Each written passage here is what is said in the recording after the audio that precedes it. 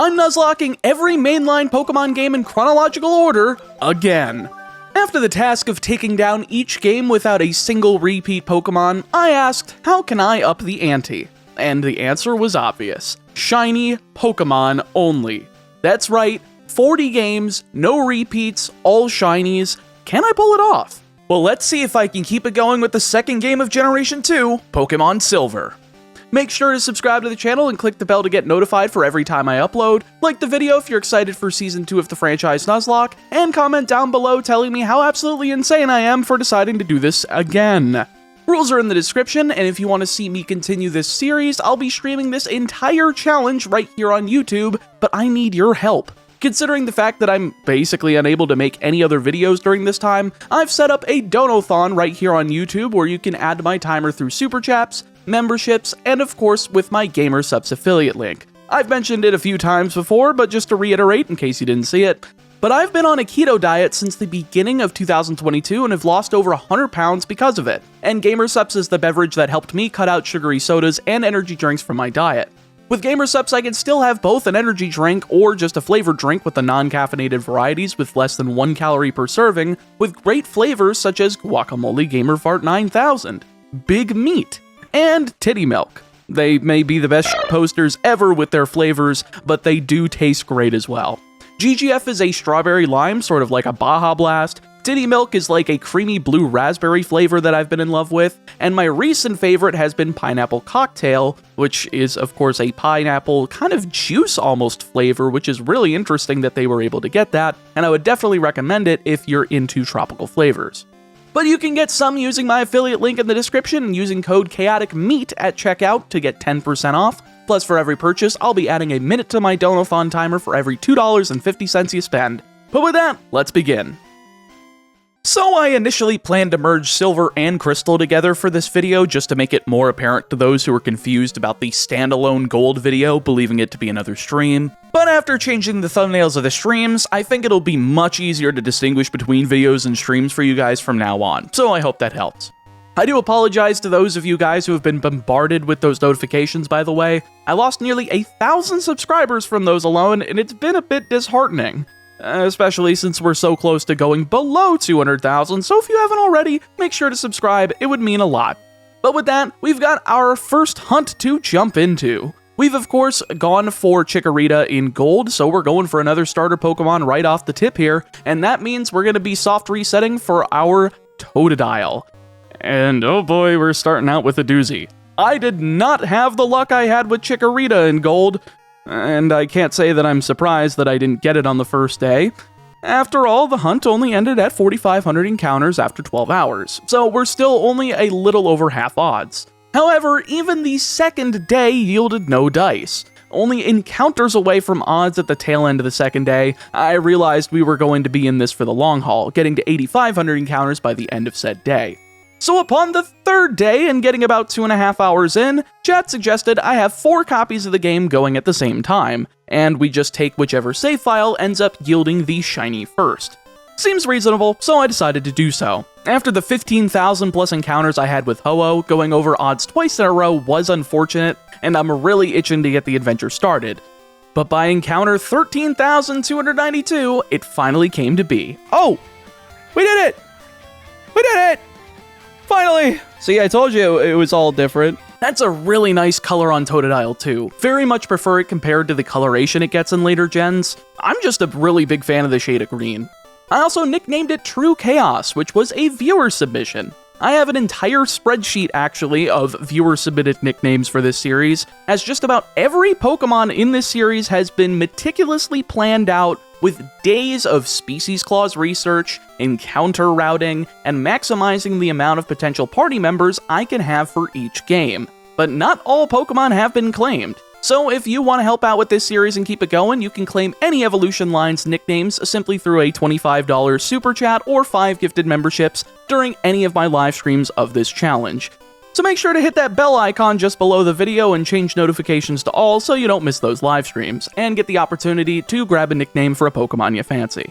Continuing on though, following a quick crushing of Pooh 5 and his non-shiny Chikorita, what a scrub, can't even get a shiny Chikorita unlike myself last time, there's a few things I want to take care of before Falkner. one of which is of course getting as many berries as possible, which we can do in front of any berry tree by using a time calculator using my in-game name, current money, and trainer ID. So by getting that code, I can input this over and over again and get an infinite amount of items that are time sensitive, such as these berries, TMs for return in the Goldenrod department store, lottery rewards such as PowerPoint ups, and even Master Balls if I want to go overboard, and so on and so forth.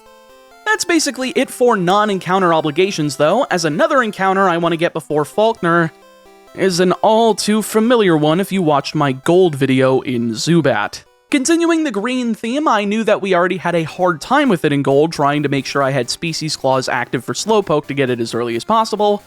And as you probably recall, spoiler alert by the way, please skip to the timestamp Nick has put on screen in case you haven't watched it first, but you should. Our Bayleaf fell at the hands of Whitney, which could have possibly not happened if I had gotten Slowking beforehand, but that's just a whole nother can of worms we've already dissected. Alas, we're here with 3 deaths, and I'm here to rectify that. I want to try going both Silver and Crystal deathless, and I think we can do it.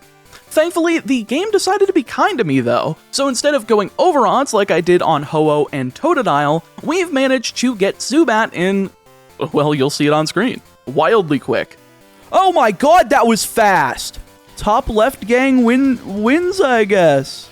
So yeah, that just happened. Very happy to see. I'm very excited to be able to get that in less than 1,200 encounters. That's probably, I think, the fastest shiny since Chikorita?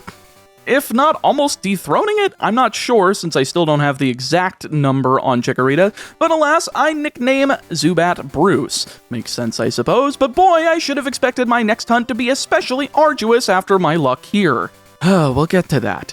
I also figured I could potentially be funny if I grabbed a shiny Jigglypuff on Route 46, considering both Rattata and Geodude are now Species Clause encounters, as I've obtained both in Gold and the Species Clause runs throughout the entire challenge, and therefore the entire series. And since there's a Moonstone available before the first gym, I thought it would be absolute comedy if I walked into the fight with Falkner with a level 9 Wigglytuff, but I decided against it since I think saving the future fairy type for the likes of Let's Go would be a better strategy. Especially when you consider that I can just do speedrun strats for Falkner here. Rage blazes through this fight, KOing Falkner's Pidgey with 4 of them. And thanks to the consistent power-up of the move from Pidgey's use of Tackle, Pidgeotto falls to 2 of them, with the first being a critical hit that brings him into the red HP, taking him down next turn to win the Zephyr Badge. Sweet, now we can go for my next team member after clearing through Route 32 in Union Cave, leading to Route 33, and my third hunt of the game, Hoppip. See, Hoppip can be repel tricked for in this game, which means we can prevent getting something like a shiny Spearow, which is nice. And considering I can now trade over all of my shinies from gold by first transferring over the red, blue, and yellow shinies to gold via the time capsule, then trading them all over to silver, I can just send over an assload of max repels by doing this. Did I do it like this? No, I just put them in with PK Hex, but it is theoretically possible, and it's also theoretically possible to not do this with any trading whatsoever, considering the fact that repels are available in Azalea Town, and again, you do theoretically have access to infinite money, thanks to picking up an assload of berries and selling them off one by one for $5 a pop. But again, I'm not going to waste chats or my own time outside the shiny hunting, because that's what we're here for, and that's what the fun part is all about. But while I'm hunting for Hoppip, Father's Day is coming up, and much like hunting shinies in any of these videos, finding the perfect gift can be arduous, take a lot of time, and be tough. But don't worry, I've got you covered with something unique and meaningful. I want to introduce you to Holzkern, a brand that crafts stunning timepieces and accessories using wood and marble. Each piece is unique, no two are exactly alike, and this gives every accessory a special personal touch. I've specifically picked out a few that really spoke to me. First up is the Messire watch. Made from maple wood, this watch is a sleek, stylish, and completely unique piece. The natural wood grain ensures each watch is one of a kind, making it personal and a thoughtful gift. Plus, it's way more convenient to go for this instead of having to reach into your back pocket and fumble your phone out to check the time. Secondly, I picked out the Planarity necklace. It features a very vibrant lapis lazuli stone set in silver, and blue and silver just go together like a fine wine. I absolutely love the color palette, and it really makes it a standout piece to elevate your style. Or as the Zoomers would say, your riz. God, I do not feel right saying Riz.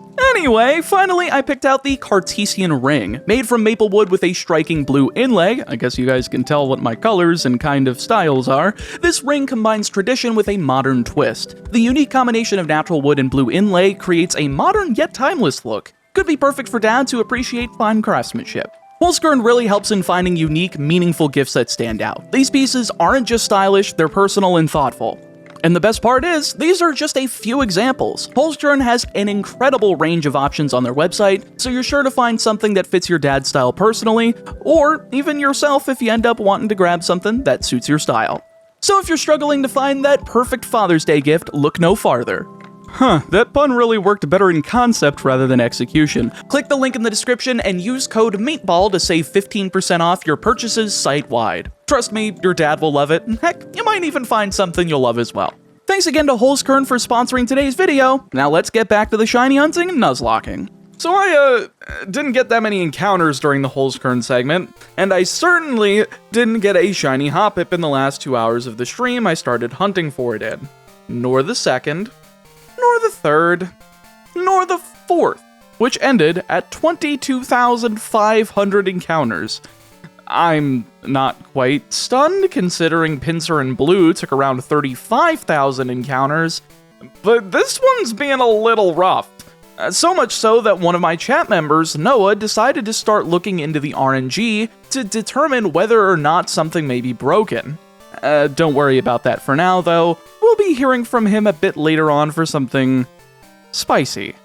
Finally, though, on my 5th stream of looking for this stupid radish plant poopy head, the miracle finally arrived.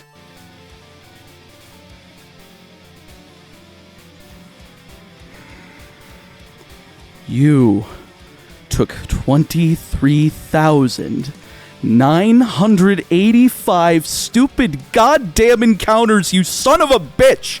I am legitimately angry at how long it f***ing took for that to happen. God, that took so long. It took so goddamn long. Please just let me have some relief. I just need it at this point. I am so happy that this one's over, but please do not make me have to do something like this again for the rest of the game. I just want to get through the game. It'll be okay, but okay, let me just recover the sanity a little bit. That hunt took a crap ton out of me, but at least the relief finally arrives in the form of our next gym battle against Bugsy. And here we're actually able to go by speedrunning strats again. Rage with Totodile is more than enough power to take his whole team down, with them leading Metapod as I just go with Rage, taking enough tackles to power it up before KOing and leading to Kakuna, using 2 poison stings with only one of them managing to get the poison, which a PSN Cure Berry manages to take care of as 2 Rages KO Kakuna, leaving just Scyther. Now here we did have a little bit of a scare, mostly because I missed a range. Would you expect me to say anything else? Of course it was a stupid range miss. I don't die to crits, I die to ranges. With literally one exception. But the problem is that was a range entirely because my shiny Croconaw has an attack DV of 3 rather than, say, 10 or higher. Theoretically, this should have just taken 2 rages, but because of that, the second rage becomes a range and leads to the second Fury Cutter getting a critical hit, bringing Totodile down to just 3 HP as the third and final rage KOs and wins me the fight, but not without another starter scare. I've already been scarred by Whitney getting a lucky crit at the exact time it needed to happen. I really didn't need another one, and thankfully we didn't have it. But hey, we have Croconaw now. I'm more than ready for the rival fight straight after. Firstly though, I lead with Zubat against his Ghastly, using Bite to KO in one shot, leading to his own Zubat. Even more of a scrub, couldn't even match my green friend here.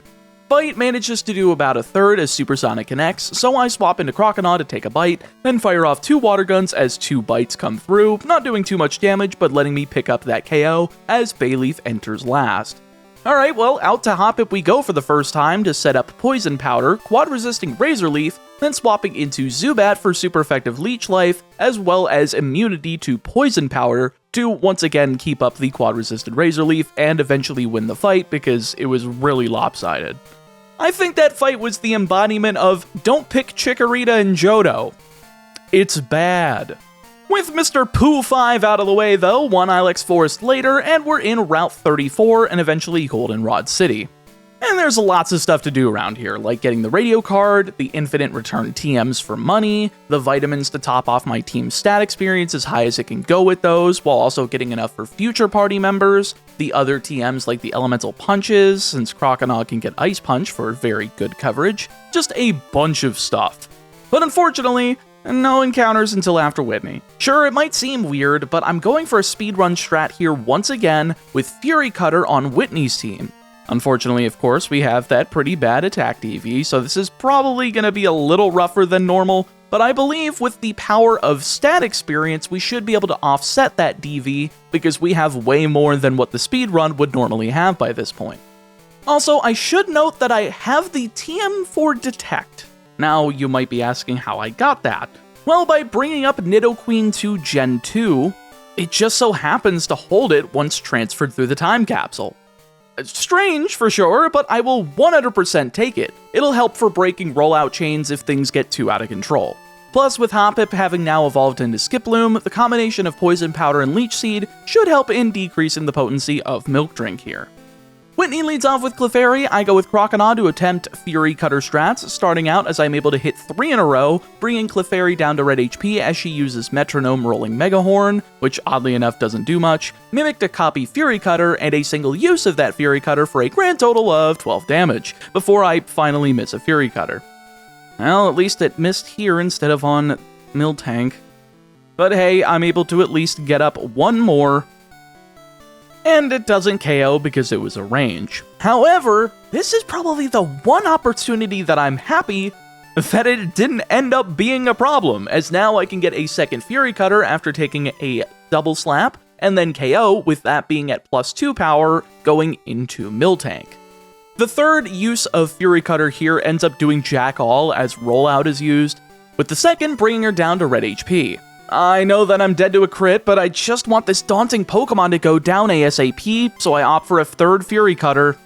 Probably a mistake, considering how low she was. I should have gone for Return, as again, I have far more stat experience in preparation than what a speedrun would have by this point in time.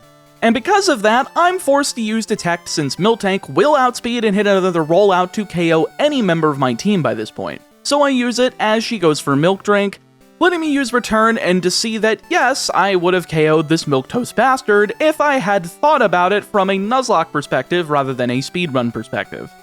This is why I don't tend to look at speedruns when I'm doing these runs. In fact, it's actually the thing that makes me not want to do USUM that much, aside from all of the cutscenes, but because I meticulously follow that speedrun because I don't remember what to do in that game. But I digress. I see another Milk Drink next turn as a second Return connects, bringing her down to low green HP, then into low yellow as a second rollout chain is started, doing only 5 damage on the first hit. Well, I guess I have no choice. I gotta just say fuck it and click Return and hopefully go unpunished and survive on 5 HP. And I did, because I didn't get crit, taking out Miltank, winning the battle, and the Plane Badge. Thank God! I did not need another death from Whitney after the disaster of Chikorita last game. But hey, it is kind of funny using it as this corpse that keeps on giving by being my HM and Sweet Scent user. And now with that third badge in hand, I'm able to proceed onward to Route 35 and 36, grabbing the squirt bottle, the bicycle, and the coin case before wrecking house through those areas as well as National Park, hitting the Sudowoodo in my way. Now I saved beforehand, since this is a hunt that I'm going to be going for, and literally, the first encounter is female. Kind of par for the course, but that was a coin flip as to getting what I wanted. But that's not all, since I can move over to Ecruteak City, chase Bill back to Goldenrod, and soft reset for a female Eevee, which ended up going over odds as it took 25 soft resets to hit the 12.5% chance. These both can breed for shinies that I've transferred up both through my male Golem from Gold, as well as my male Flareon from Red, making these hunts a lot easier than what would otherwise would be. Firstly, of course, Sudowoodo with the male Golem from Gold. I'm able to spit out another female Sudowoodo with the shiny gene within 20 eggs. By the way, I do go into detail about what the shiny gene is in the Gen 2 games in the Gold video if you have not seen that already, and I do highly recommend you watch this series in order just so you don't miss anything. With that though, I can now harness the power of incest by breeding one of the male eggs that was spat out with the female shiny gene Sudowoodo, and just 2 eggs later, we're able to hatch a shiny Sudowoodo. Positive. Again, I'm trying to end neutrally today. That was f***ing fast. 2 encounters, by the way, after we checked for the shiny gene. 2 encounters. 2 f***ing encounters. Hitting a 1 in 128 odds after only 22 eggs is pretty darn nice, but why don't we hit 2 for 2 in terms of below odds? Speaking of which, I'm able to start the process with Eevee. Now, because Eevee has an 87.5% chance of being male and 12.5% chance of being female, and due to gender in Gen 2 being determined by your Pokemon's attack DV, I'm unable to get a shiny female Eevee due to shinies needing a bare minimum attack DV of 2, whereas a 12.5% female can only be either a 0 or 1. So I simply just breed until I hit a female Eevee, check if it has the shiny gene, and if it doesn't, go again. Thankfully, I managed to hit the shiny gene on the first female egg, and within 30 eggs total, I managed to hatch a shiny Eevee. Huh? This is 30. 30 hatches. Folks, there it is. 30 hatches. So easy. Not as impressive as Sudowoodo, considering the odds for a shiny with an 87.5% male gender ratio is 1 in 64, rather than the 1 in 128 odds for a 50-50 gender ratio, but I'm happy enough to have this, especially when it'll be turning into the powerful psychic type Espeon, complete with a max attack IV of 15. Yeah, I know that doesn't really matter in the grand scheme of attacks on Espeon, but it does with our hidden power, as it does give HP Dragon with 69 power, almost a max power HP Dragon, being the ultimate out to Claire's Kingdra as well as Lance's half team of Dragonites. I also noticed because of the golem I bred with, Sudowoodo ended up starting with Dig at level 5, allowing me to save my TM for coverage with Croconaw, a very appreciated move here considering it's a one-time per save TM and having ground coverage on a team with no actual ground types is pretty darn useful. But with that, we've done all but one hunt. One hunt that I'm sure people are going to be very mad about, but within the time constraints we had was the best way we could pull it off. I'll explain it in due time, but for now, it's time to train up the team and challenge Morty. Both Espeon and Sudowoodo are more than capable of nearly hitting max stat experience thanks to getting those vitamins at level 5, and Eevee evolves into Espeon straight away because of it, which of course I decide to switch train it until evolving so that I could actually save using Eevee in battle until absolutely necessary. Which I wouldn't be surprised if that point is Legends Arceus, since Satchel spawns can definitely screw me over if all of them spawn behind Akari and Mai post-Munchlax battle, which is kinda where I would want to use it so I could evolve into Glaceon, similarly to what I did in Season 1, but we're getting way too ahead of ourselves at this time. Just know these are considerations that need to be made when planning a series like this. There really are so many meticulously planned details and days worth of said planning you need to do to make sure you don't screw it up, and even then I did when I accidentally used Gallade in Legends Arceus as a second time when I should have used Gardevoir, but that's what happens when you make one small typo on a planning sheet. Tangents aside, once both Eevee and Sudowoodo are adequately on level compared to the rest of the team, I went ahead and cleared out some trainers I knew I could take down that were required at some point both to the left and right of Ecruteak, just to make the level cap easier to deal with later, while also grabbing the HM for Surf for Croconaw to boost up the power even higher before Morty. This, of course, led to Zubat evolving into Golbat during this time, and finally Crobat beforehand, giving me more than enough firepower along with my 2 Dig users and a bunch of Mint Berries to put down Morty's gym trainers, leading to the man himself. Morty leads with Ghastly, I go with Sudowoodo, and Outspeed with Dig. Thank you stat experience, as Curse is dodged, KOing in one shot as Haunter enters second, outspeeding and getting off another Curse as Dig is used, taking a quarter of Sudowoodo's HP, as it connects next turn to KO, leading to Gengar. Now I'm forced to swap here, else lose to potential Curse and Mean Look combos, going into Crobat and sure enough getting that free swap into Mean Look as I start outspeeding with Bite.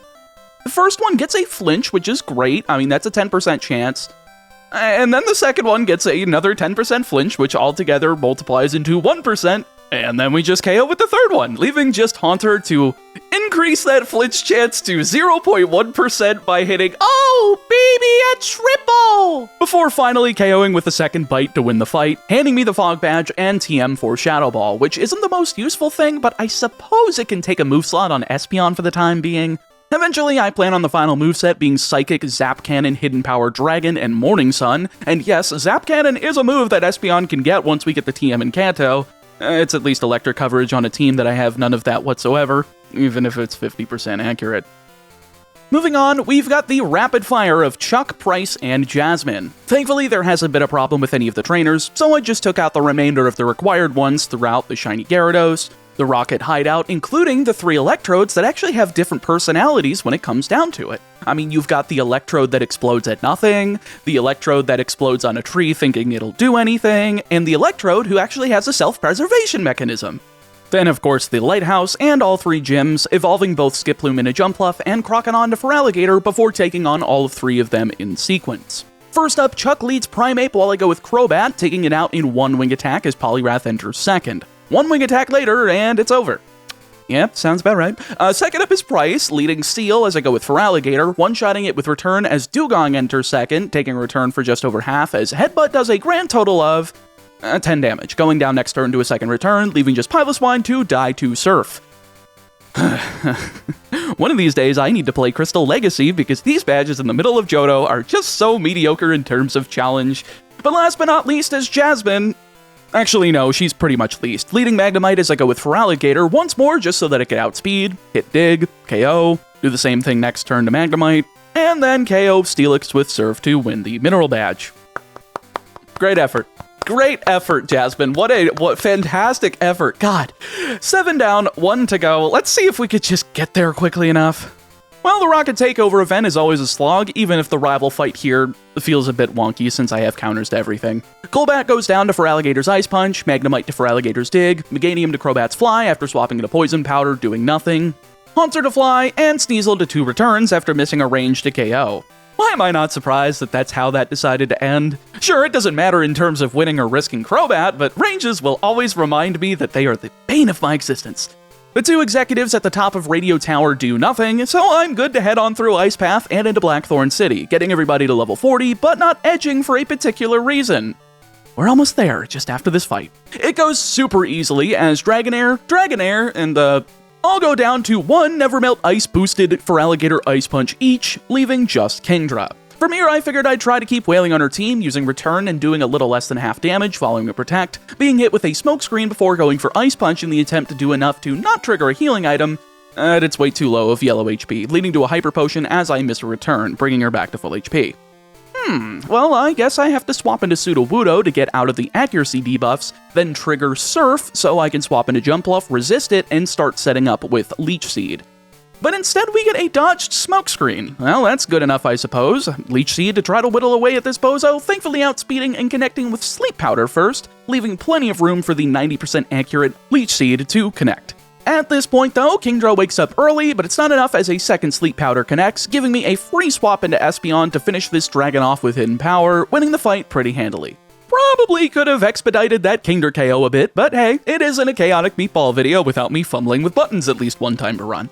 But with that, the Rising Badge is now in hand once I pick up the Dragon Fang, and fun fact, this actually affects the damage for Hidden Power, which is even more of an edge for Lance along with the Nevermelt Ice-boosted Ice Punch with Feraligatr, though I don't think I'll need the former considering Feraligatr literally counters the whole team with Ice Punch on the 3 Dragonites, Surf on Aerodactyl and Charizard, as well as base stat of 105 in physical attack along with 102 power return on Gyarados, wrapped nicely behind a type resistance.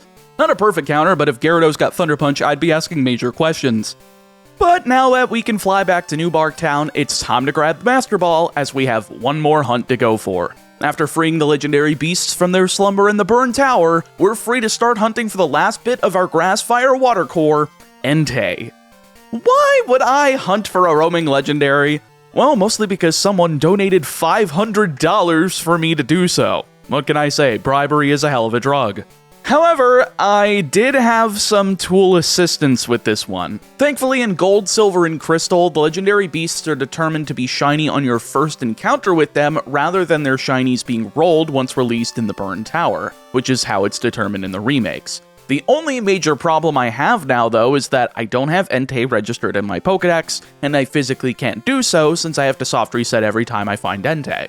So my solution was to first encounter Suicune and Raikou, make sure they didn't appear shiny, then head back into Gold and grab myself the roaming Entei from that game, trade it, then send it back so I at least had it trackable in the dex. Sadly though, it still took me nearly an hour just to get 2 encounters, so Noah stepped up to the plate and provided me with a Lua script to help with the shiny hunting. I'm not a programmer whatsoever, and this sort of thing is pretty foreign to me, although I'm starting to get a little bit more familiar with it. In fact, with this help, I actually wrote a little program for myself, but I'll talk about that in a future video. Anyway, I'm gonna let him take over for a bit to explain just what's going on during this Entei hunt. When Sean was about 20,000 encounters into Hoppip, I thought the RNG might be broken, and spoiler alert, it kind of is. So I wrote a bot which does one thing very well, getting into encounters. It goes into a loop where it makes a save state, gets an encounter, and checks if it's shiny. If not, it goes back to the previous save state and gets new RNG by just waiting around or adding random button presses to advance the RNG. The loop breaks when the Pokemon you encounter is shiny. And I ran this thousands of times for Hoppip and tens of thousands for the legendary roamers, all for the sake of proving they were possible. So why were they so horrible to get? The answer comes down to bad RNG. Sean was after some very specific Pokemon here, a level 8 Hoppip at a 5% chance on Route 33, and a level 40 Entei at a 25% chance on Route 42. He used the repel trick to only encounter these specific Pokemon to not have to deal with the potential dupes clauses or accidental encounters. However, limiting the encounter table like this leads to an unexpected caveat in Gen 2. The repel will limit the number of RNG seeds to those which produce a lower percentage encounter. In most newer games, that's not a big deal, but back then we were working with a fixed number of RNG states that the game could be in, a 16-bit number leading to 65,536 possibilities. Cutting off the lower level encounters like this means limiting the number of possible RNG states, leading to some DV spreads being impossible, and the odds of finding the right shiny to be extremely limited. So even with hundreds of RNG checks per minute, it still took hours to find a shiny. Don't blame the repels, by the way. They still helped by limiting the encounters to just Entei and Hoppip. The RNG would be less broken without the repel, but you'd be putting the Nuzlocke up to fate at that point, and the odds of getting the exact shiny you want would still be just as slim. I encourage anyone with a background in computer science to try their hand at calculating the exact odds for both Hoppip and Entei. I expect them to be much lower than 1 in 8192. It's actually been a really fun problem for me personally, though I think a certain YouTuber has lost a lot of sanity to it. Anyway, that's my spiel. Huge thanks to ChaoticMeatball for letting me take over this part of the video. And you're goddamn right about me losing sanity when it came to Hoppip. I was genuinely freaking out at that point as to whether or not the RNG was broken, and while it was, both shinies were still possible, so I at least had a chance. So upon executing the script, we started on Route 36. Big whoops, of course, considering the fact that Sudowoodo was our encounter on Route 36, so I then moved over to Route 44. At this point, though, we also determined that somehow, Route 44 has 0 RNG seeds that could potentially spawn a shiny Entei, getting up to 45,000 plus encounters in the area in my execution of the code, and over 6 digits with Noah's testing. Thankfully, we determined that Route 43 to the west of Mahogany Town is the way to go since it does have the necessary RNG to get ourselves a shiny roamer, which is probably why the Mahogany method is a very popular way of hunting for these manually, while not being under Nuzlocke rules at the same time as hunting. See, I don't have access to the likes of a teleporter that can just die and put at the front of my party for easy access. I don't have the ability to get Mean Look without getting a new shiny, as Crobat learns it at level 42 and therefore would be unable to repel trick out Entei on the given route, though I could at least bypass this problem with the power of the Master Ball. The most important thing we're unable to do being under Nuzlocke rules is being able to use poison whiteout strategies. Hanger of Rome developed this idea, uploaded a video in August of 2022, and I'll be linking it in the description because while I am shiny hunting, this is mostly a Nuzlocke video, so if you want to learn a lot about that method, you can check that out because it's kind of not applicable to us because we just can't do it because of Nuzlocke rules. Thankfully though, once we finally landed on the proper route by encounter 12,528, it finally happened. Shiny Entei appears, complete with a max attack DV of 15. That's actually wonderful, since we have access to the likes of Iron Tail and Return, but quite frankly, I think I already know what the final moveset is going to be, end up being Sunny Day, Solar Beam, Flamethrower, and Return. However, that raises another issue. Entei does not get Flamethrower until level 51, so I'm gonna have to go into the Pokemon League, then hope that Fire Blast, a TM that I made sure to pick up from the Goldenrod Game Corner several gyms back, will carry me through the ranks with only 85% accuracy. But I'm getting ahead of myself. I still have stat experience training for Entei and a rival fight at the end of Victory Road to concern myself with. He leads off with Sneasel. I lead with Entei, using Fire Blast to KO in one shot, leading to Golbat. With 8 levels on Golbat, though, I figure Return should be able to KO, but oh wait, it was a range and we missed it. Great. We take a Light Wing attack in response as I take the opportunity to set up Sunny Day for future Solar Beams and Fire Blasts, but of course, I'm punished by a Confuse Ray. Thankfully, next turn, I still KO with Return, no Confusion self-hit here, leading to Haunter. Of course, we can't avoid all of the Confusion hits, so as Haunter uses Mean Look, Entei finally does hit itself, but next turn snaps out of Confusion as Fire Blast takes out Haunter, with Return taking out the follow-up Kadabra. The last two out are Magneton and Meganium. Both of them go down in a blaze of... well, that sure as hell ain't glory as I win the fight. Perfect! Now with Mr. Pooh down and a few preparations later, such as grabbing a few dozen Mystery Berries for power points, held items like the Charcoal for Entei and the Pink Bow for any normal type moves like Return, well, we should be good for the league. Will we get through without any deaths? Leave your comment below with your prediction, and let's jump them. Let's jump in. Actually, no, I think with this team, we're definitely jumping them. First up, Will starts off with Xatu. I lead with Entei, going straight for a Pink Bow boosted Return to KO as Slowbro enters second. All good, as this thing doesn't have a water type move, so I'm able to set up Solar Beam as he goes for Amnesia. Curse the whole turn that I have to take to set up Sunny Day so that Solar Beam fires off. It's almost like I just clicked Solar Beam anyway, and because of that, it's not enough to KO, but the second one does manage to put it down after it uses Curse instead of Amnesia. Great idea, Will. Great idea. Third up is Xatu with 2 whole extra levels, not going down to Return and using Confuse Ray, which unfortunately means we're going to have to swap out here. Not a problem though, since we do get a free switch on the full restore turn, letting me go into Feraligatr in one shot with a critical return, leading to Exeggutor. Alright, well, here it is, time to switch again, but I used Detect here to see what Exeggutor would go for, seeing Psychic.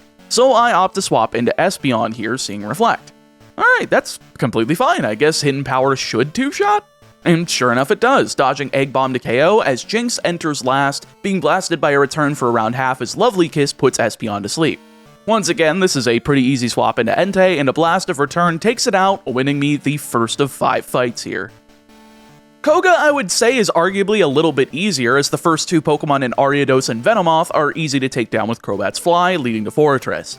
From here, it's a pretty simple swap over to Sudowoodo to be able to both A, resist the power of Explosion, and B, spam Rock Slide to take it down, as Swift does next to nothing, and 3 Rock Slides feints the Bug Bomb. Fourth out is Muck, being outsped by Sudowoodo and Dig here, using Minimize, but still thankfully getting hit next turn for over half as Toxic connects. That's not really good, but if I can miraculously hit one more Dig, I should KO, then be able to KO the follow-up Crobat to Rock Slide.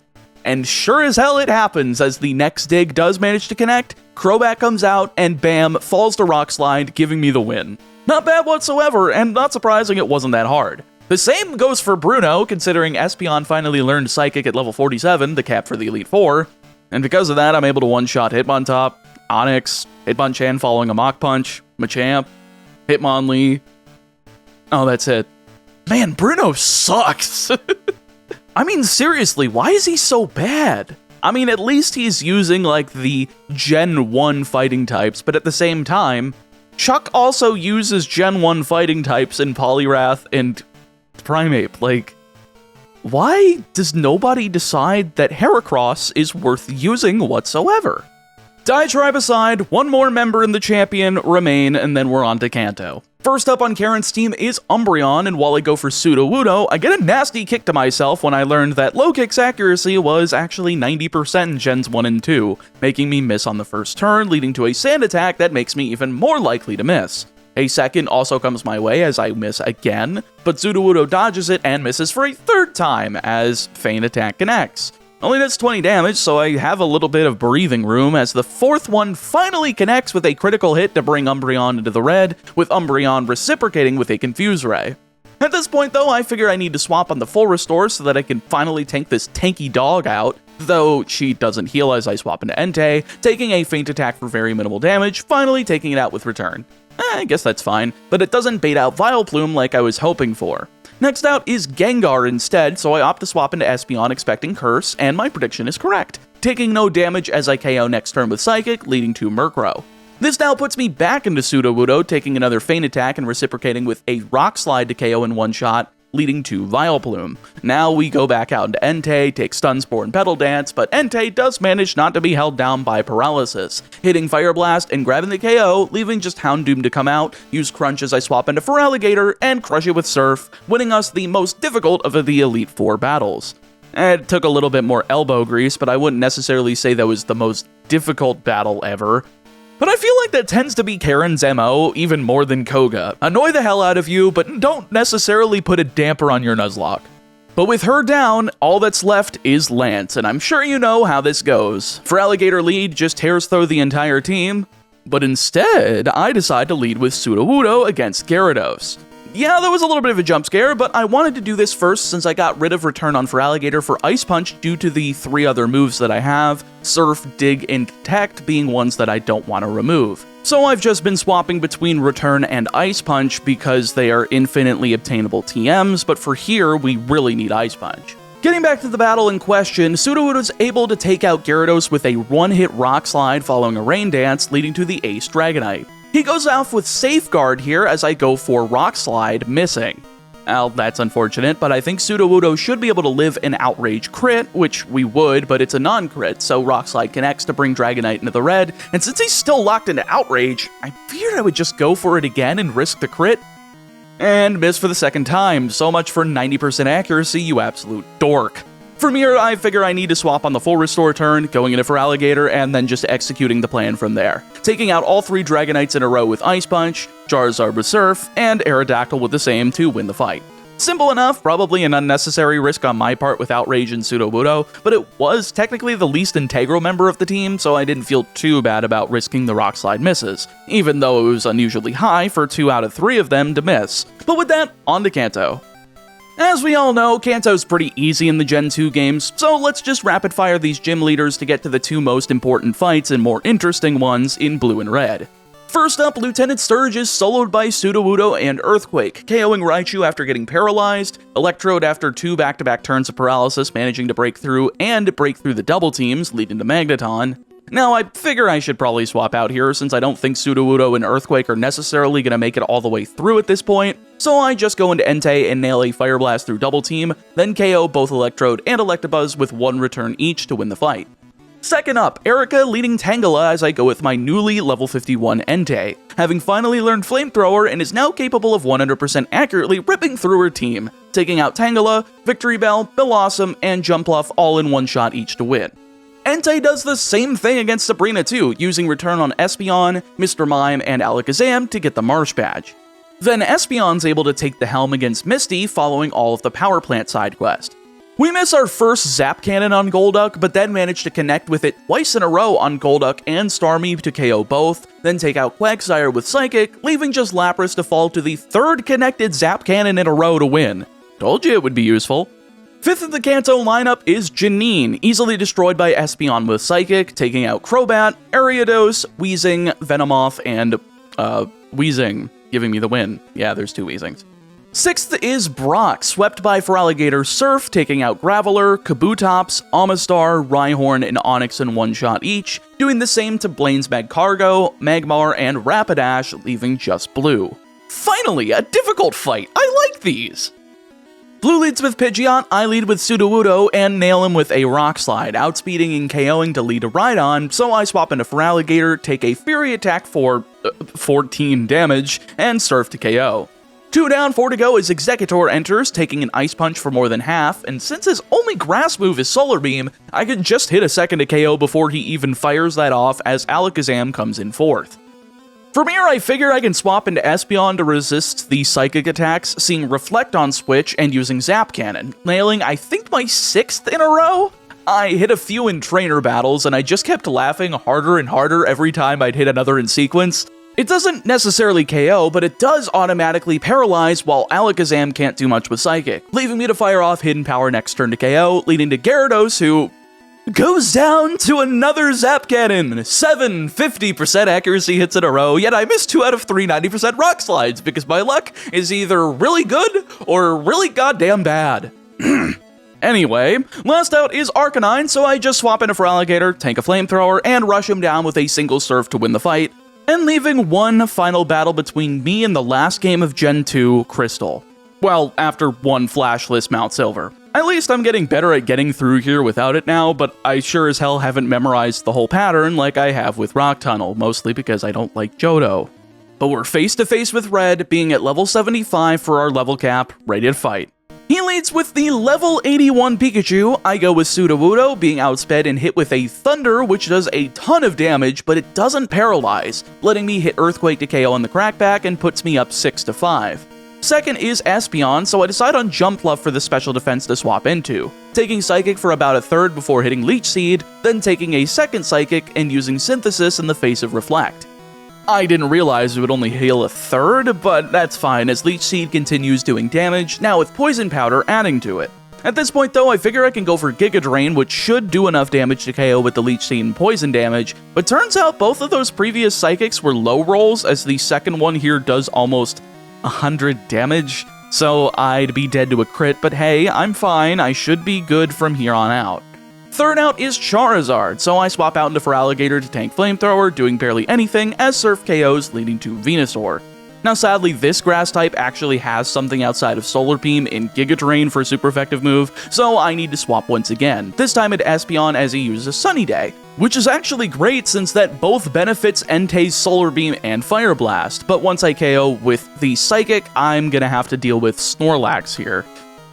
Oh lord, I just need to blast this thing with a physical move as fast as possible, and thankfully we should be able to do some pretty good damage to it with Sudowoodo. So I swap into it to use Low Kick, doing over a third as the first Body Slam does around 20 damage.